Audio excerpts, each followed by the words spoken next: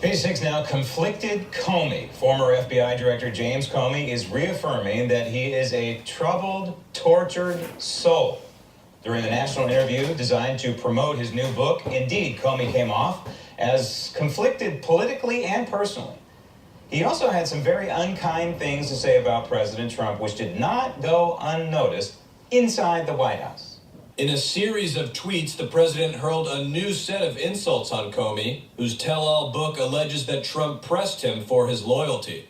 Trump fired Comey last May as the FBI was probing possible connections between Trump's presidential campaign and Russia's meddling in the 2016 election. That probe, now led by special counsel Robert Mueller, took FBI agents to the doorstep of Trump's personal lawyer, Michael Cohen, whose New York office and home were raided last week as part of a criminal investigation. Now, Cohen went to court Monday in an effort to protect under attorney-client privilege documents seized by the FBI. All this as the Mueller probe continues. And remember, Comey is a witness in the Mueller search and destroy mission. Therefore, Comey must be pretty careful about what he says and what he writes about anything remotely connected to the Mueller investigation.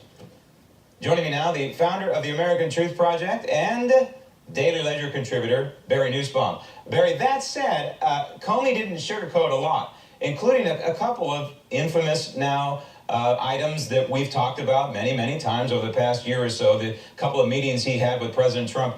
One, the loyalty meeting, if you want to call it that. And the other is when he advised the president that he was not under investigation. And you could tell that James Comey is still kind of troubled even talking about that. By the way, I didn't watch this interview. I can't watch stuff like this because it drives me nuts, but I've seen excerpts. How about you? Did you watch it? Yeah, I saw part of it, and the part that strikes me as so bizarre, Graham, can you remember in all of your adult life when an FBI director made himself out to be a celebrity in the news, who tweets and writes a book and goes on a book tour bad-mouthing almost everybody he was in business with in the government? I don't remember anything like this. This is salacious.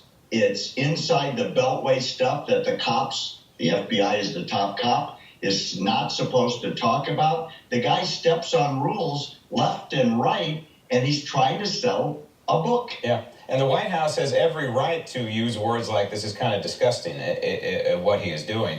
But, you know, one of the more interesting things that comes out that really kind of describes the tortured soul that I keep talking about that James Comey has is him thrusting himself in situations, in political situations, that he really shouldn't be thrusting himself into.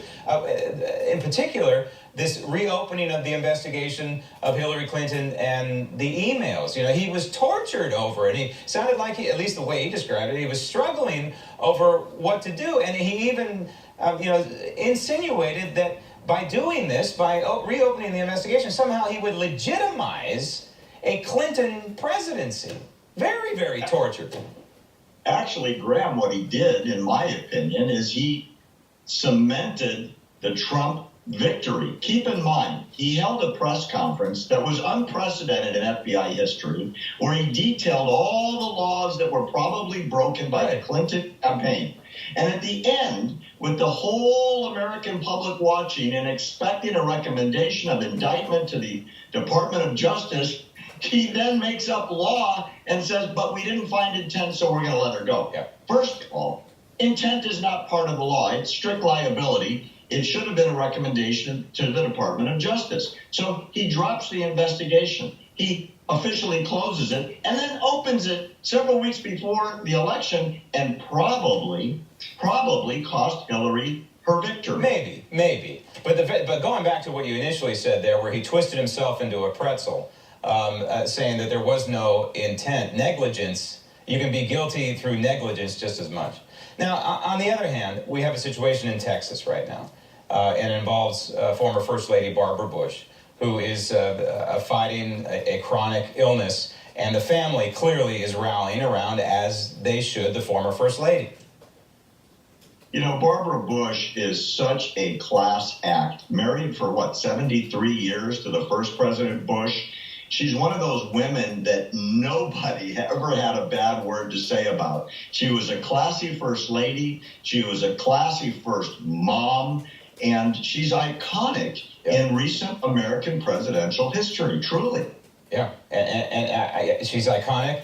And I think she's also a role model. Great lady, classy lady, tough, but very, very compassionate at the same time. And we certainly wish her the best. Barry, thank you.